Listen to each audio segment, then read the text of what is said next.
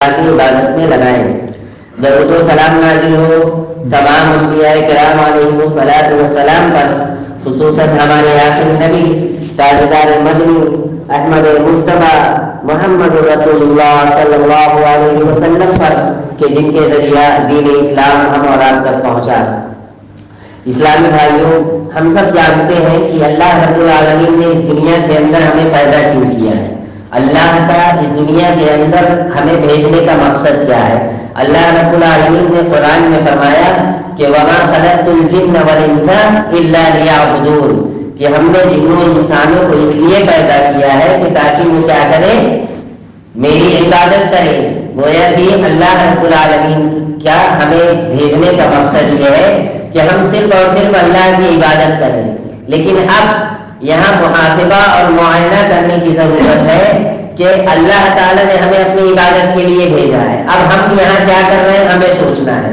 کیا اللہ رب العالمین نے نبی صلی اللہ علیہ وسلم کے ذریعہ جو تعلیمات، جو احکامات، جو پیغامات ہم اور آپ تک پہنچائے تھے، کیا ہم اسی کے مطابق اپنی زندگی گزار رہے ہیں، یا ہم اس دنیا کی زندگی میں مست و مگن ہو کر کے رہ گئے ہیں؟ یا یہ کہہ لیں کہ یہ دنیا رنگینیوں والی دنیا، دھوکے کی زندگی ہے، اس میں ہم اس کے فریب میں ہم آ چکے ہیں۔ اور یہ دنیا دھوکے کی کیوں ہے؟ اللہ رب العالمین نے خود قرآن میں فرمایا کہ وَمَا هَٰذِهِ الْحَيَاةُ الدُّنْيَا إِلَّا لَهْوٌ وَلَعِبٌ، کہ یہ دنیا میں کھیل تماشا ہے، باقی اس کی کوئی حیثیت اور کوئی وقار نہیں ہے۔ اللہ رب العالمین نے اس دنیا کے اندر ہمیں اپنی عبادت کے لیے پیدا کیا ہے، لیکن ہمارا معاملہ کیا ہو گیا کہ ہم انسان ہیں، اور انسان تھوڑے سے فائدے کے لیے یا فوری طور پر جو فائدہ ہمیں نظر آتا ہے ہم اس کو لینے کے لیے آمادہ ہو جاتے ہیں، اور جو دیر میں فائدہ ہمیں جو ہمیشہ کے لیے فائدہ ملنے والا ہے اس فائدے سے ہم اپنے آپ کو غافل کر لیتے ہیں۔ اور یہی وجہ ہے کہ آج ہم دنیا کی زندگی میں مست و مگن ہو کر کے رہ گئے ہیں۔ یہاں تک کہ اللہ رب العالمین نے قرآن مجید کے اندر ارشاد فرمایا کہ اس دنیا کی کوئی حیثیت نہیں ہے۔ اللہ نے فرمایا کہ کل من علیہا فان، دنیا کی ہر چیز کیا ہے؟ فانی ہے۔ ہم اونچی اونچی بلڈنگیں، اونچے اونچے پہاڑ، اونچی اونچی عمارتیں دیکھتے ہیں، ہم یہ سمجھتے ہیں، یہ سوچتے ہیں کہ یہ اپنی جگہ سے ہلیں گے نہیں، یہ اپنی جگہ سے جھومش نہیں کریں گے، لیکن قرآن مجید کے اندر اس کا نقشہ اس طرح کھینچا گیا ہے۔ اللہ نے سورہ نحل میں فرمایا کہ وَتَرَى الْجِبَالَ تَحْسَبُهَا جَامِدَةً وَهِيَ تَمُرُّ مَرَّ السَّحَابِ، تو ان پہاڑوں کو دیکھتا ہے اور سمجھتا ہے کہ یہ اپنی جگہ سے جھومش نہیں کریں گے، ہلیں گے نہیں، حالانکہ قیامت کے دن یہ بادلوں کی طرح اڑے ہوئے پھریں گے۔ ہم بادل کو دیکھتے ہیں اوپر کی طرف کیسے وہ چلتا رہتا ہے، تو اس پہاڑ کو اللہ نے زمین کے اندر گاڑ دیا ہے۔ زمین کے اندر جیسے ہم کوئی پھوٹا گاڑتے ہیں کسی سہارے کے لیے، تو ایسے ہی اللہ نے زمین کے سہارے کے لیے پہاڑوں کو پھوٹا بنایا ہے۔ اب اس کی مضبوطی اور اس کو دیکھ کر کے ہم یہ سمجھتے ہوں گے کہ یہ اپنی جگہ سے ہلیں گے، حرکت کریں گے، یا کسی انسان میں یہ طاقت اور قوت ہے کہ وہ اس پہاڑ کو اس کی جگہ سے ہٹا کر کے کہیں اور کر دے؟ انسانوں میں یہ طاقت اور قوت نہیں ہے۔ لیکن جب قیامت کا وہ بھیانک منظر ہوگا، جب قیامت کی وہ ہولناکیاں ہوں گی، تو یہی بادل اللہ رب العالمین کے حکم سے اڑے اڑے پھریں گے۔ بلکہ سورہ قاریہ کے اندر کہا گیا ہے کہ وَتَكُونُ الْجِبَالُ كَالْعِهْنِ الْمَنفُوشِ، یہ پہاڑ روئی کی طرح اڑے اڑے پھریں گے، روئی کی طرح۔ تو یہ ہے دنیا کی حقیقت جس میں آج ہم مست و مگن ہو کر کے رہ گئے ہیں۔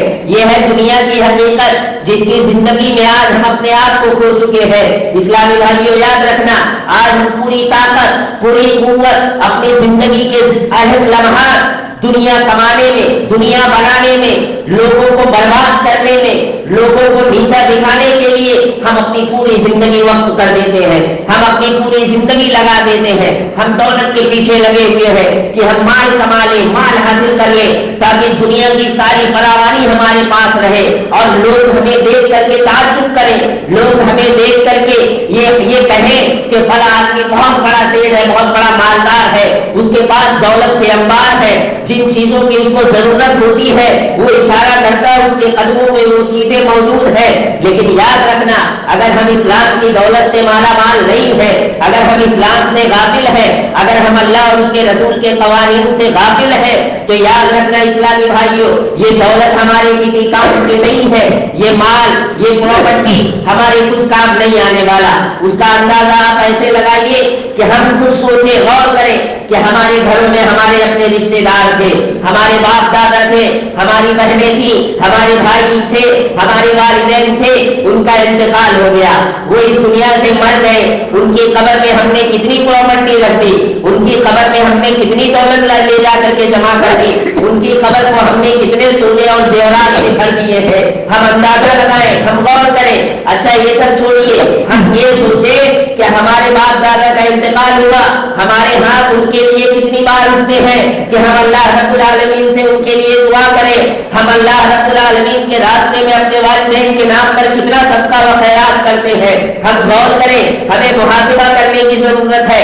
آج ہم پوری زندگی، اپنی پوری زندگی کے اہم لمحات صرف اس لیے صرف کر دیتے ہیں کہ اگر آج ہم نے تھوڑے سے مال و دولت، روپے پیسے کما لیے تو اس کے ذریعہ ہماری آج اولاد عیش و عشرت کی زندگی گزاریں گی۔ یاد رکھنا اسلامی بھائیوں، اگر اولاد کو عیش و عشرت دلانا ہے، اگر اپنے بچوں کے لیے کچھ اچھی چیزیں مہیا کرانی ہے تو انہیں سب سے پہلے آپ دینی تعلیم سے آراستہ و پیراستہ کرائیے، انہیں دینی تعلیم سے واقف کرائیے۔ اگر وہ دیندار ہوں گے، آپ کے مرنے کے بعد آپ کے لیے دعائیں خیر کریں گے۔ اور جہاں اللہ کے رسول صلی اللہ علیہ وسلم نے یہ فرمایا تھا کہ جب انسان مر جاتا ہے تو اس کے مرنے کے بعد اس کے سارے اعمال ختم، اس کی ساری چیزیں بند کی جاتی ہے، صرف 3 چیزوں کی۔ 3 چیزیں ایسی ہیں جو انسان کو مرنے کے بعد بھی فائدہ دیتی ہے اور وہ آپ کو ہمیشہ فائدہ دیتی رہیں گی۔ ایک سب سے پہلی چیز صدقہ جاریہ۔ صدقہ جاریہ مثال کے طور پہ آپ نے مسجد وغیرہ بنوا دیا ہوگا، کہیں کسی کی مدد کی ہوگی، کچھ خرچ کیا ہوگا، روڈ پہ لوگ پریشان رہتے، راستہ بنوا دیے ہوں گے۔ راستہ بنوانے کی بات آئی تو اپنے یہاں کی چیز یہ پائی جاتی ہے، بہت کثرت سے پائی جاتی ہے کہ ہم راستہ بنانے کے بجائے راستہ بگاڑنے کا کام کرتے ہیں۔ ہم سوچتے ہیں کہ کیسے کس کا راستہ بند کر دیا جائے، اس کا آنا جانا رک جائے، تو یہ گناہ کا کام ہے، یہ غلط کام ہے۔ اگر آپ اس کے لیے راستہ بنائیں گے تو اللہ رب العالمین آپ کو اجر دے گا، یہاں تک کہ آپ مر جائیں گے اور اس راستے سے لوگ گزر رہے تو اس کا اجر آپ کو ہمیشہ ملتا رہے گا۔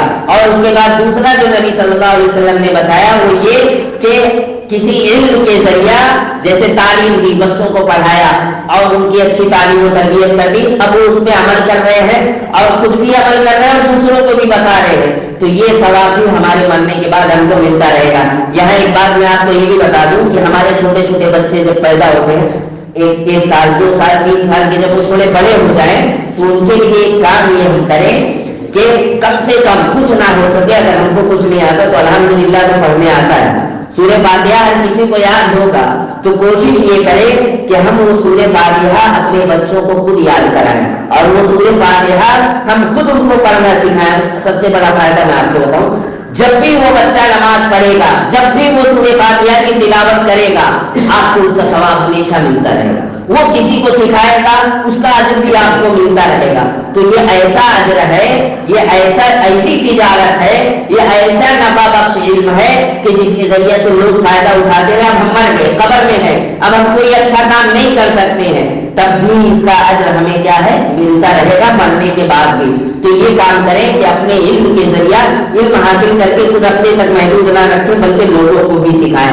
تیسرا جو بتایا ہے وہ سب سے اہم ہے، سب سے اہم، جس پہ بات چل رہی تھی نا کہ ہم لوگ اپنی اولادوں کے لیے مال دولت پراپرٹی روپے پیسے اکٹھا کرتے ہیں۔ یہاں نبی صلی اللہ علیہ وسلم نے فرمایا کہ نیک اولاد جو اپنے والدین کے مرنے کے بعد ان کے لیے اللہ رب العالمین سے دعائیں کرے کہ اے اللہ میرے والدین کی وفات ہو چکی ہے، اللہ ان کی مغفرت فرما، اے اللہ انہیں عذاب قبر سے محفوظ رکھ، اور اے اللہ انہیں جنت الفردوس میں اعلیٰ مقام عطا فرما۔ تو یہ اولاد ہمارے لیے دعائیں کب کریں گے؟ ہم اپنا محاسبہ کریں کہ ہمارے اپنے والدین وفات پا چکے، ہمارے دادا دادی مر چکے ہیں، اب ہمارے ہاتھ ان کے لیے کتنی بار اٹھتے ہیں، ہم ان کے لیے کتنی دعائیں کرتے ہیں۔ تو یہ 3 بہت اہم چیز ہے کہ صدقہ جاریہ ہمیشہ کبھی بھی لگے کہ ہاں کہیں ضرورت ہے، اس چیز کو ہم کر جائیں، اس سے لوگوں کا فائدہ ہوگا، قوم کا فائدہ ہوگا، سماج کا فائدہ ہوگا۔ تو وہاں یہ نہیں سوچنا کہ میرا کیا ہوگا، میں کیسے فائدہ اٹھاؤں گا، میرا تو اس سے کوئی فائدہ نہیں، یہ سوچ کے کبھی کام مت کرنا۔ یہ سوچ کے کرنا کہ یہ کام میں اللہ کے لیے کر رہا ہوں، اور یہ بھی نہیں سوچنا کہ آج میں کسی کی مدد کر رہا ہوں، بھلائی کر رہا ہوں، کل اس سے مجھے خیر کی امید ہے، وہ میرے ساتھ بھلائی کرے. نہیں، انسان سے کبھی بھلائی کی امید نہیں رکھنا. کبھی بھی کسی کی مدد کرنا تو یہ سوچ کے کرنا کہ یہ کام میں اللہ کے لیے کر رہا ہوں اور اس کا بدلہ بھی مجھے اللہ ہی دے گا. انسان سے مجھے کوئی بدلہ نہیں چاہیے، اللہ کے لیے کر رہا ہوں. تو جب وہ آدمی آپ کے ساتھ کبھی برا کرے گا تو اس بات کی بھی تکلیف نہیں ہوگی کہ ہاں ہم نے اس کے ساتھ بھلائی کیا تھا، یہ بھی میرے ساتھ بھلائی کرے. انسان سے کبھی بھلائی کی امید نہیں رکھنا ہے. بھلائی کرنا اس لیے کرنا ہے کیونکہ اللہ کا حکم ہے، اللہ کے لیے کرنا ہے، مرنے کے بعد ہمیں اس کا اجر ملے گا، اس لیے کرنا ہے.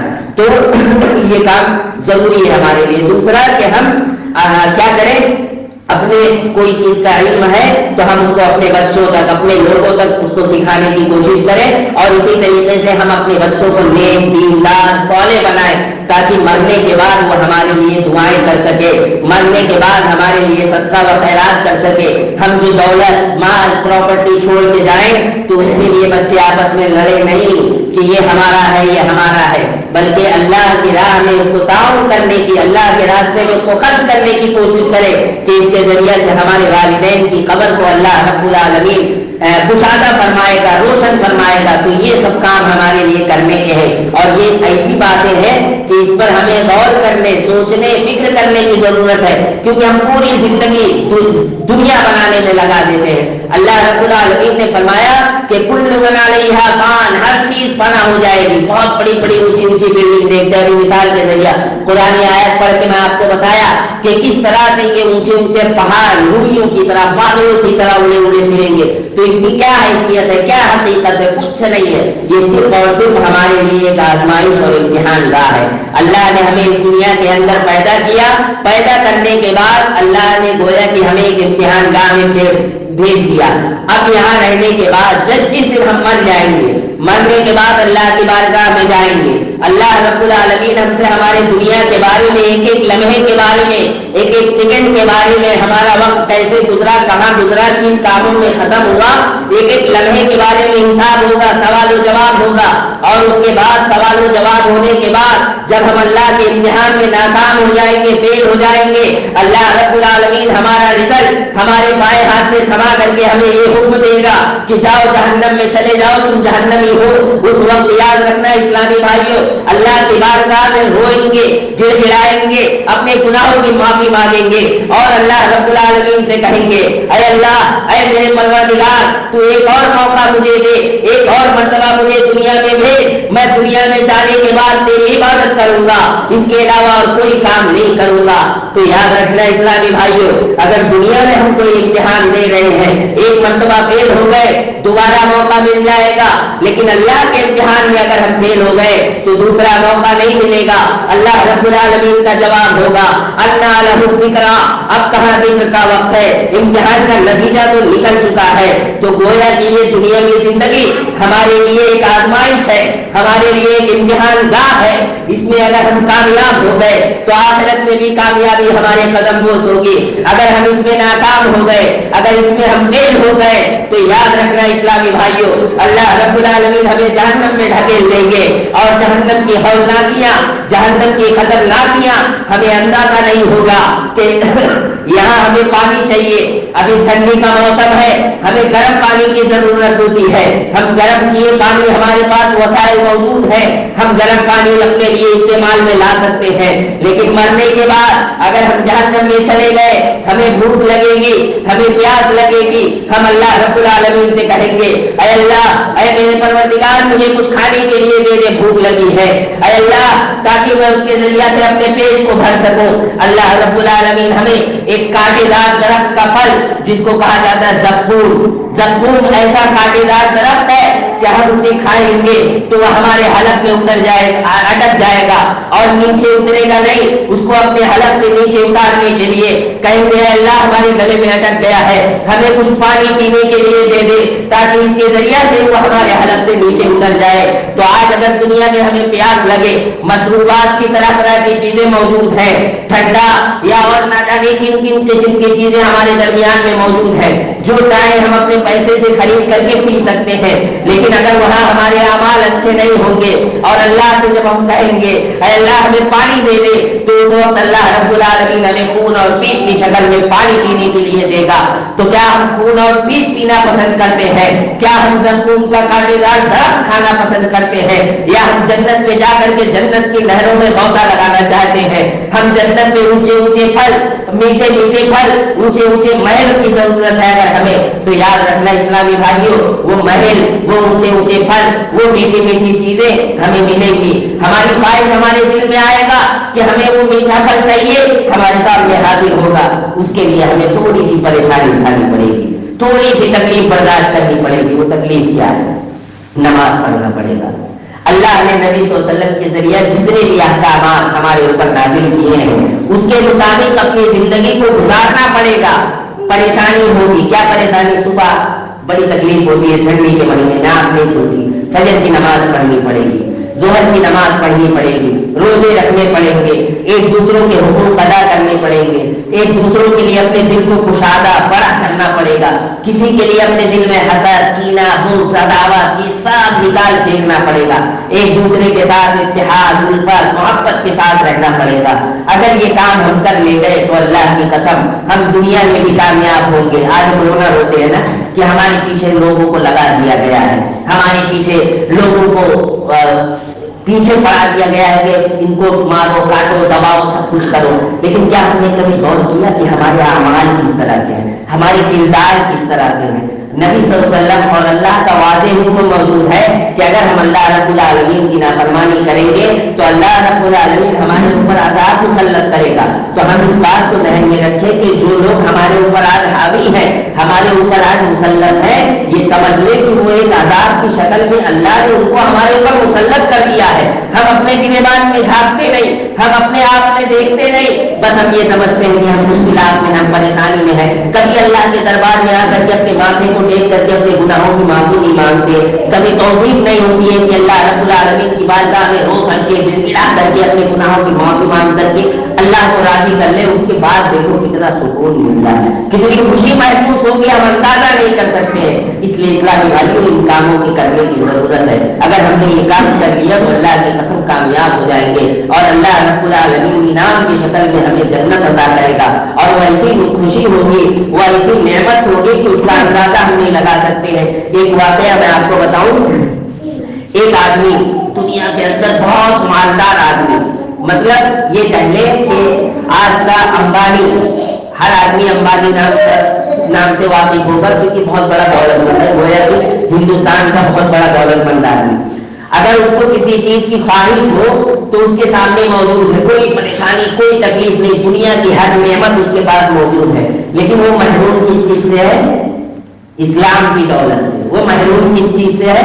اللہ رب العالمین کی وحدانیت سے۔ تو نبی صلی اللہ علیہ وسلم نے ایک واقعہ بیان کیا کہ دنیا کے اندر ایک آدمی بہت مالدار تھا، لیکن اللہ رب العالمین کی دولت سے، اللہ رب العالمین کی وحدانیت سے بہت دور تھا۔ قبر کے اندر مر گیا، دفن کیا گیا، دفن کرنے کے بعد اللہ رب العالمین کی پکڑ میں جب وہ شخص آیا تو اللہ نے اسے کیا کیا؟ ایک لمحے کے لیے صرف داخل کیا جہنم میں اور فوراً نکال لیا۔ دنیا کی ساری دولت اس کے پاس موجود تھی، دنیا کے اندر اس نے کبھی تکلیف اور پریشانی نہیں دیکھی تھی، اس شخص کو ایک لمحے کے لیے اللہ نے جہنم میں داخل کیا اور داخل کرنے کے بعد فوراً نکال لیا۔ نکالنے کے بعد اللہ نے اس سے سوال کیا کہ اے بندے خدا، بتا کہ تجھے دنیا کی اپنی کوئی آرام و آرائش یاد ہے؟ بتا دنیا کی تجھے اپنی کوئی خوشی، کوئی نعمت یاد ہے؟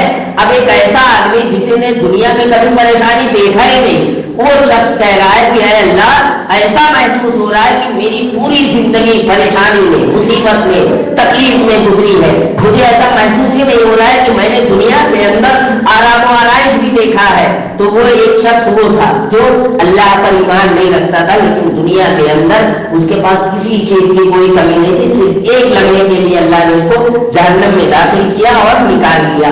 تو وہ شخص کہہ رہا ہے کہ مجھے دنیا کی کوئی نعمت، کوئی خوشی، کوئی آرام یاد نہیں ہے۔ اب ایک ایسا آدمی جو بیچارہ نیک، دیندار، متقی، پرہیزگار، کھانے کو کچھ نہیں، اگر ایک ٹائم ابھی صبح کھا رہا ہے تو دوپہر کا پتہ نہیں کہ کھانا ملے گا یا نہیں ملے گا، لیکن وہ ہمیشہ اللہ کا شکر ادا کرتا رہا، ہمیشہ اللہ کی عبادت کرتا رہا اور یہ کہتا رہا کہ اللہ جو کچھ بھی ہے اللہ تیرا شکر ہے۔ آج میں اسی لیے کہا جاتا ہے کہ کتنی بھی مصیبت آئے، پریشانی آئے، مشکلات آئے، ہمیشہ ہر حال میں اللہ کا شکر ادا کرتے رہو، کبھی اللہ کی ناشکری نہ کرو۔ کچھ بھی پریشانی ہو، مصیبت ہو، مشکلات ہو، یہ سمجھو کہ اللہ کی طرف سے آزمائش ہے۔ ہر حال میں کوئی کہے کیا حال ہے بھائی، الحمدللہ اللہ کا شکر ہے۔ ہم پوچھے کیا حال ہے بھائی، ارے بڑی پریشانی ہے، بڑا بڑا بیماریوں نے گھیر لیا، یہ کر لیا وہ کر لیا، دنیا بھر کا رونا ہم رونے لگتے ہیں۔ ہم صرف اپنے جسمانی اعضاء پر اگر ہم غور کر لیں اور اسی کے بنا پر صرف ہم رات و دن اللہ کا شکر ادا کرتے رہے تو ہم اس کا ادا نہیں کر سکتے۔ تو ہر حال میں ہمیشہ اللہ کا شکر ادا کرو۔ تو وہ شخص ایسا تھا کہ بیچارہ ہمیشہ اللہ کا شکر ادا کرتا تھا، کبھی اللہ کی ناشکری نہیں کی۔ مرنے کے بعد اللہ رب العالمین نے اس شخص کو ایک لمحے کے لیے قبر سے اٹھایا، جنت میں داخل کیا۔ جنت میں داخل کرنے کے بعد فوراً اللہ نے اسے نکال لیا۔ نکالنے کے بعد اس بندے سے سوال کرتا ہے اللہ کہ اے بندے خدا، بتا تجھے دنیا کی کوئی پریشانی، کوئی تکلیف، کوئی مصیبت یاد ہے؟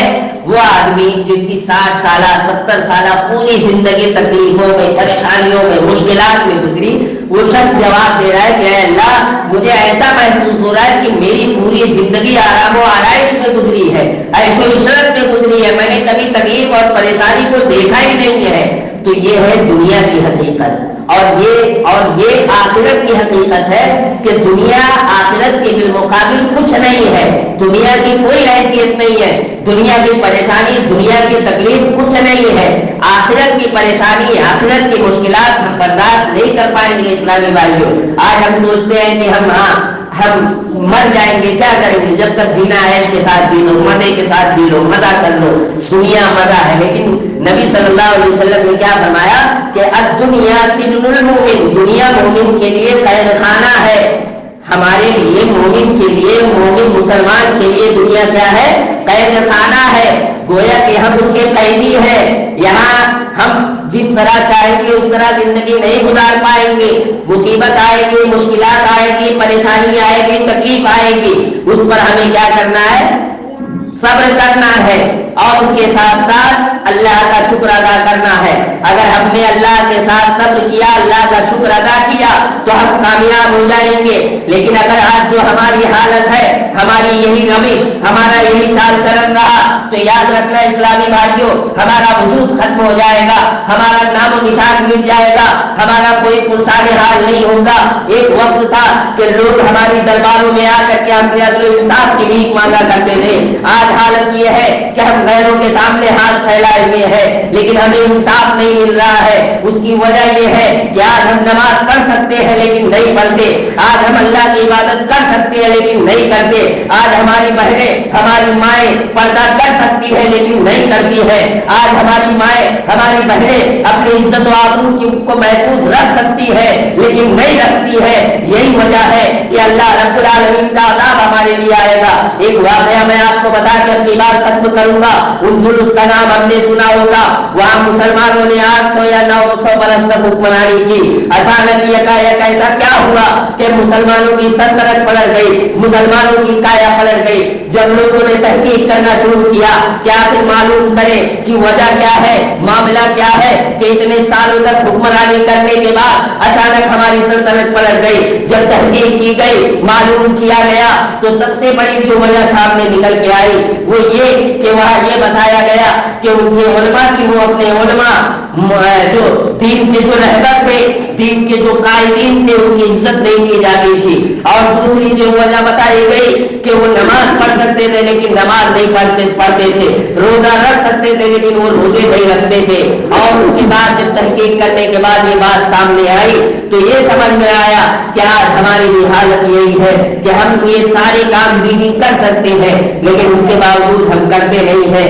اسلامی بھائیوں، اگر ہم اپنی بقا چاہتے ہیں، اپنے امت کی بقا چاہتے ہیں، اگر ہم چاہتے ہیں کہ ہمارا آنے والا فیوچر، ہمارا آنے والا مستقبل اچھا ہو، بہتر ہو، تو اس کے لیے ہمیں ابھی سے تیاری کرنی پڑے گی۔ ہم خود دیندار بنے، اپنے بچوں کو دیندار بنانے کی کوشش کریں۔ ایک چیز جو مجھے یہاں سب سے زیادہ دیکھنے میں آتی ہے وہ یہ ہے کہ ہم تمام لوگ، والدین ہو، بھائی بہن ہو، بچے ہوں سب ایک ساتھ بیٹھ جائیں گے، ایک دوسروں کی غیبت شروع کر دیتے ہیں، ایک دوسروں کی برائی بیان کرنا شروع کر دیتے ہیں. جیسے مثال کے طور پہ ایک گاؤں ہوتا ہے، بڑے سارے لوگ رہتے ہیں، ایک ساتھ رہتے ہیں، تو چاچا چاچی تمام لوگ رشتے میں نکل جاتے ہیں آپس میں.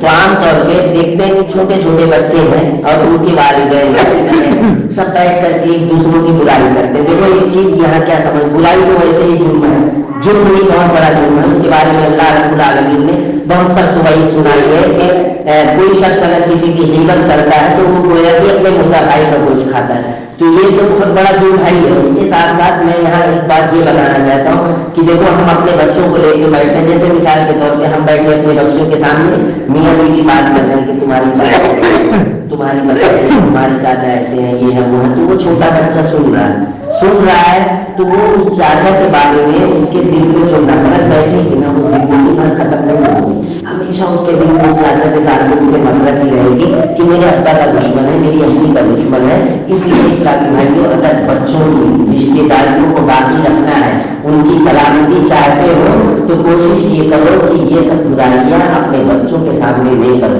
بچوں کو بتاؤ وہ تمہارے چاچا ہیں، ان سے ملو جلو، وہ تمہاری چاچی ہے، ان سے بات چیت کرو، وہ تمہارے رشتے دار ہیں، وہ تمہارے خالہ ہے، خالو ہے، پھپھا ہے، ان سے ملا جلا کرو، ان سے رشتے ہمیشہ تعلقات قائم رکھو، ان کے یہاں آؤ جاؤ، ان کو بلاؤ اپنے گھر میں. ہم خود بیٹھ کر کے نفرتیں اپنے بچوں میں گویا کہ ان کی ویسی تربیت ہم کر رہے ہیں. تو اگر ہم ایسی تربیت کریں گے تو یاد رکھنا آنے والے وقت میں کوئی کسی کا نہیں ہوگا، کوئی رشتے دار کسی کو نہیں پوچھے گا. آج بھی بہت بڑی کمی محسوس ہو رہی ہر جگہ ہے، خاص کر کے اپنی یوپی میں یہ چیزیں بہت کثرت سے پائی جاتی ہیں. اس لیے اس کی طرف اصلاح کی بہت سخت ضرورت ہے. تو کبھی بھی بیٹھو اللہ کے واسطے، کیونکہ گویا کہ بچے ہم جیسا کریں گے وہ ہم کو دیکھ کر کے ہی کریں گے. گویا کہ ہم ان کی تربیت کر رہے ہیں، ہم ان کو راستہ دکھا رہے ہیں کہ بیٹا میں ایسا کر رہا ہوں تو بھی ایسا کر. جیسے مثال کے طور پہ گھر میں بیٹھے رہتے ہیں، کہتے ہیں کہ بیٹا جا بول جاتا گھر پہ نہیں ہے. تو یہ جھوٹ بولنا کون سکھایا؟ کوئی بات سے آیا بتایا بچوں کو جھوٹ بولنا؟ کوئی بات سے بتا رہا ہے کہ بیٹا جھوٹ بولو؟ نہیں، ہم خود اپنے بچوں کی تربیت کر رہے ہیں. تو اس لیے اسلامی بھائیوں ان چیزوں سے اپنی آل و اولاد کی، اپنی نسلوں کی حفاظت کیجیے تاکہ آنے والے وقت میں ہمارے یہ بچے ہمارے لیے خیر خواہ ثابت ہوں، لوگوں کے لیے خیر خواہ ثابت ہوں، لوگوں کی دعائیں ملیں گی، اللہ رب العالمین کی طرف سے اجر ملے گا. اور اللہ رب العالمین ہمارے مرنے کے بعد ہمیں احساس ہوگا کہ کاش پورا قرآن یا